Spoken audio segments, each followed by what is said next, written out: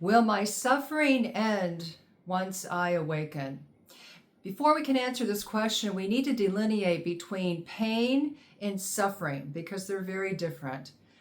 Pain is something that we're going to feel or experience to some extent, even post-awakening, but it won't stick. Suffering is prolonged pain. And so when we're looking at suffering, we see it more as a choice. It actually becomes, post-awakening, it becomes an option. And you'll see this happen as the awakening process unfolds. So pain is something that is part of our makeup in terms of experiencing loss of a loved one. We're going to experience that pain. We're going to experience physical pain. The body still feels pain once we wake up. But suffering, prolonged pain, has to do with our perceptions and our conditioning. So as the awakening process happens and we are unraveling from all that conditioning that goes way, way back, I mean, really, if we look at it from a planetary standpoint, conditioning has been taking place for thousands of years. So suffering becomes an option. It actually becomes a choice. What happens is we have all these conditioned patterns and perceptions and beliefs and preferences, how we see things, and we have programmed or conditioned responses to certain situations, to people. And so there's like an automatic response you'll notice in your life that takes place when something happens that you find annoying or irritating or disturbing. There will be almost like a pushback from it. We tighten up. You'll notice when something comes up that the ego structure doesn't like, because the body will tighten up, and it might be really, really subtle, but the body wisdom will tell you when there's tension happening. You'll feel it in the neck. You'll feel it around the heart space in the chest. You might feel it in the back or the shoulders, but there'll be that tightening. And there'll be a tightening also. There will be a tightening in your perceptions. The mind actually constricts. And when this happens, that's a really big cue that you are in resistance mode. So it's really safe to say that all of your suffering, all of our suffering, collectively and individually, comes from our resistance. We're resisting something that we perceive that we don't like. And remember, what we don't like ties into our preferences. This is part of your ego structure. In fact, we could even say that all conditioning is part of the ego structure, and the ego structure is in itself a constricted, constrained container. That's what the ego is. The ego is all about different levels of conditioning that have over time caused us to get more and more and more constricted. I mean, you can see this in the body as we're aging.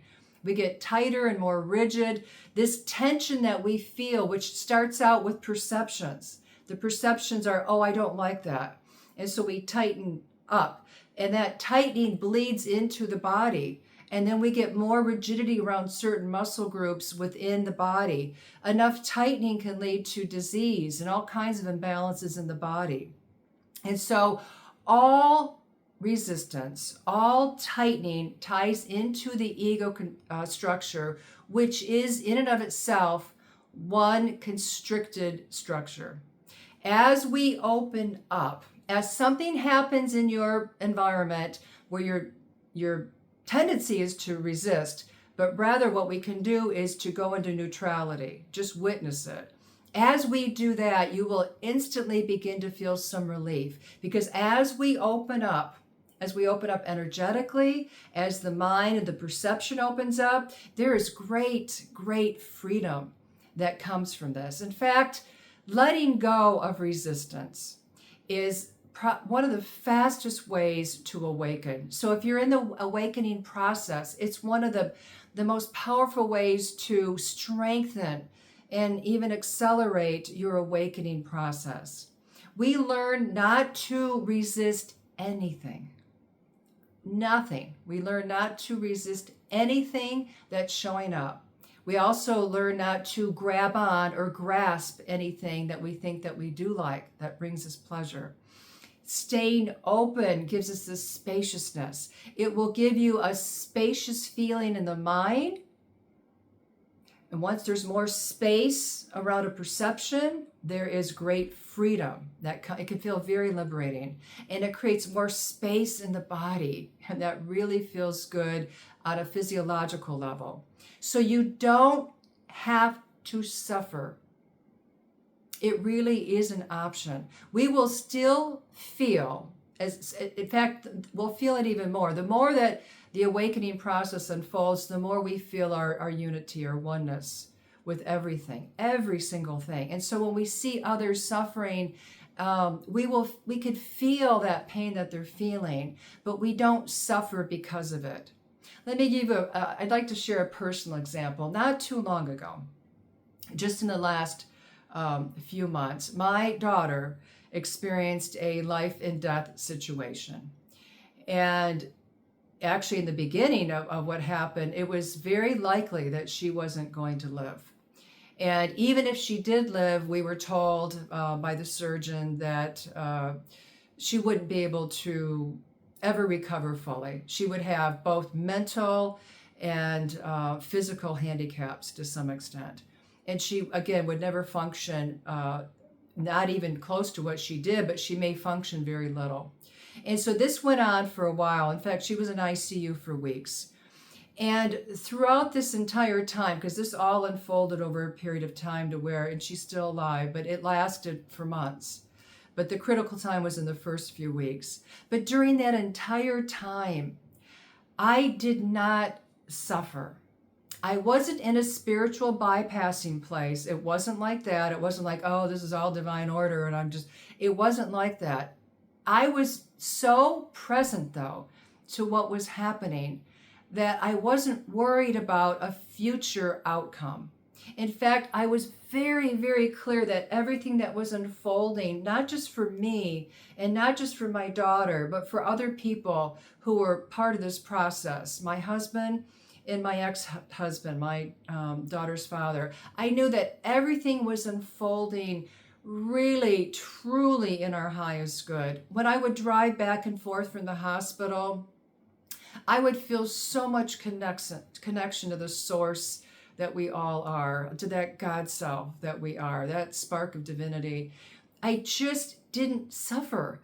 There wasn't any pain around it either. So it wasn't just, not that I was not suffering, but I felt during most of this time, I mean, the body took a hit. There were times when the body would feel quite tired, but mentally I'm talking about, because most of our suffering is mental.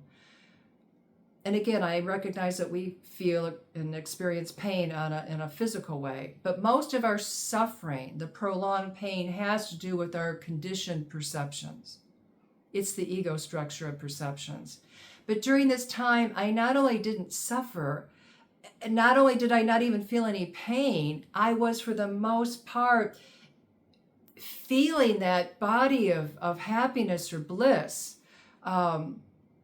that is part of our true nature. There just wasn't any questioning as to why was this happening. I didn't get into the whys this was happening, or how could this happen, or where was it going. None of that took place. It was just a very much lived in the present experience. And I felt this love coming through me for everyone that was part of this. And I felt the love being shared by each of the players involved here.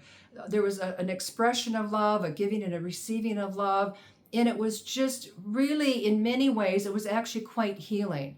I felt there was soul healing going on a deeper level for those of us closest to the situation. Now, here's the thing.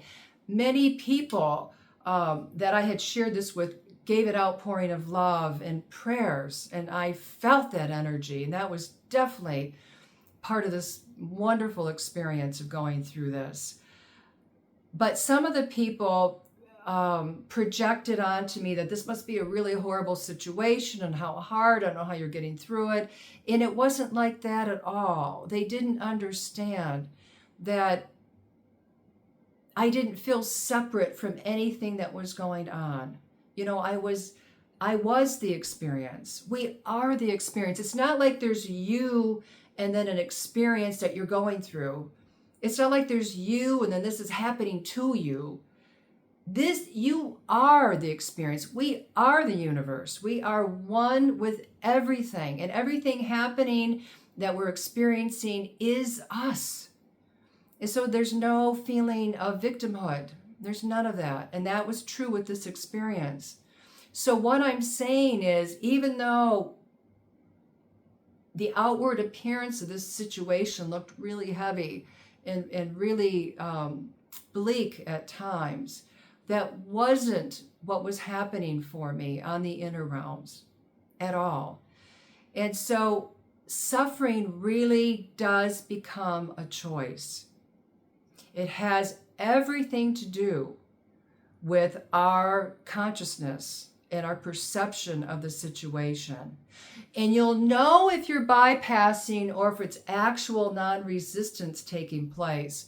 Because if you're bypassing, there will be some wanting to rationalize the situation. There will be some wanting to kind of coat it with something that sounds spiritual. And on the inner realms, there will be some discomfort. It might be barely noticeable, almost imperceptible, but there will be some discomfort and some pushing back a little bit from the situation. If there's no spiritual bypassing going on at all, which means you are in complete openness to what's coming up. There's purely non-resistance. And whatever comes up, I mean anything that arises, you are in that non-resistant open state. Then you know that that's an awakened place that you're living from. We're softening our perception around whatever is happening. The way to really hold that presence and to not go into resistance is you soften how you're seeing. You're looking through a lens of a softened, neutral perspective. And going through this experience with our daughter, it was like that. It felt very much like a dream. It felt very surreal. And there was just this unfolding happening, and I was witnessing all of it.